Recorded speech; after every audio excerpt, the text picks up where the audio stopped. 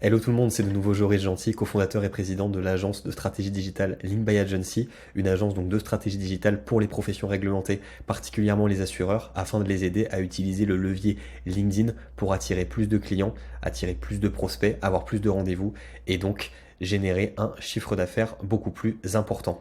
Et aujourd'hui, on va étudier ce qui est le cœur d'un bon post LinkedIn pour pouvoir utiliser donc votre profil LinkedIn au mieux, puisqu'on avait vu comment transformer le profil LinkedIn en page de vente. On avait vu également la structure d'un post LinkedIn précédemment. Là maintenant, on va voir ce qui est le plus important dans un post LinkedIn, les titres.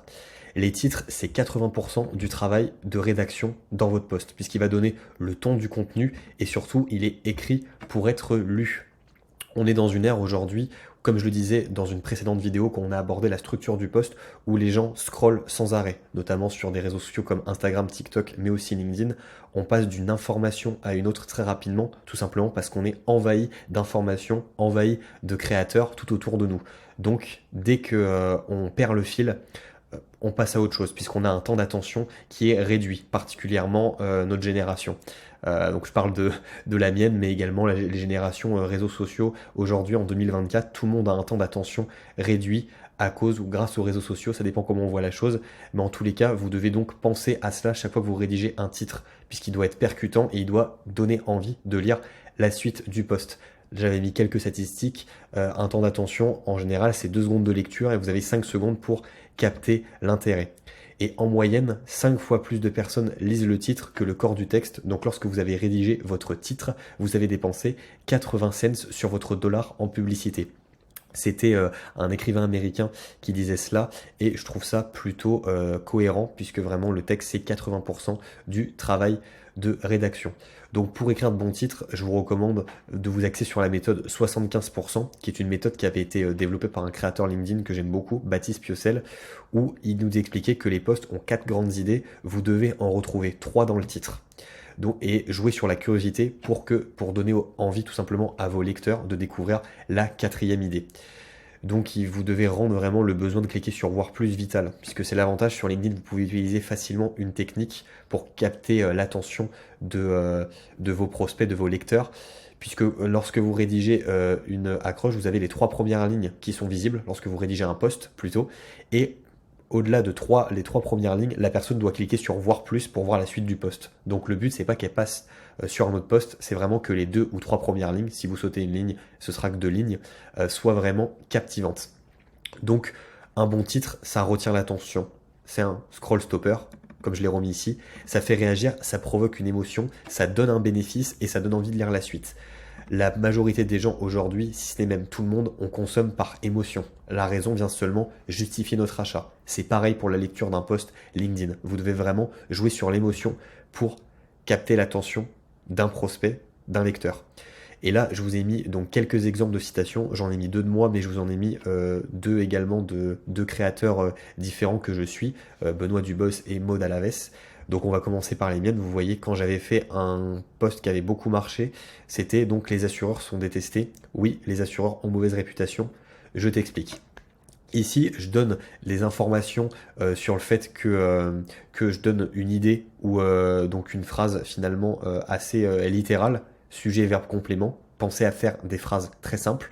Là, c'est le cas. Les assureurs sont détestés. Point. Et je donne directement une opinion. Donc forcément, les gens qui sont pas d'accord avec moi du premier abord, ça va leur donner envie de lire la suite.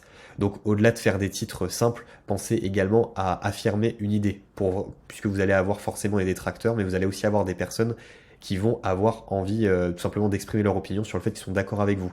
Là ensuite j'explicite un peu plus comme quoi les assureurs ont mauvaise réputation, ce qui justifie ma première phrase, et je donne ensuite une explication, mais là il faut cliquer sur voir plus pour avoir cette explication. Donc je joue vraiment sur l'intérêt. Pareil pour la deuxième, où je dis j'ai été chambré pendant toute ma scolarité à cause d'une chose que je chéris aujourd'hui. Donc j'ai été chambré pendant une scolarité et à cause d'une chose que j'affectionne aujourd'hui. Donc il y a des informations, mais on sait tout de même pas de quoi je parle là. Donc ça donne envie de cliquer sur voir plus. Pareil pour les 2 posts qui suivent. Créer du contenu m'a appris à être égoïste, dit Maud Alaves. Quand j'ai commencé à prendre la parole sur Internet il y a 2 ans, virgule, et là forcément, créer du contenu m'a appris à être égoïste, c'est cash, c'est une prise de position, et là forcément on a envie de cliquer sur voir plus pour savoir, mais de quoi elle parle.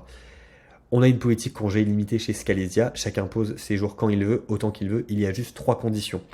Benoît Dubos, donc, qui nous explique ça, et donc là, forcément, c'est vraiment la méthode 75%, où on parle d'une politique congé illimité ou ça dans sa boîte, où chaque personne pose les jours quand elle le souhaite, mais il y a 3 conditions. Et là, donc, on a une information qui nous manque. Quelles sont ces fameuses 3 conditions?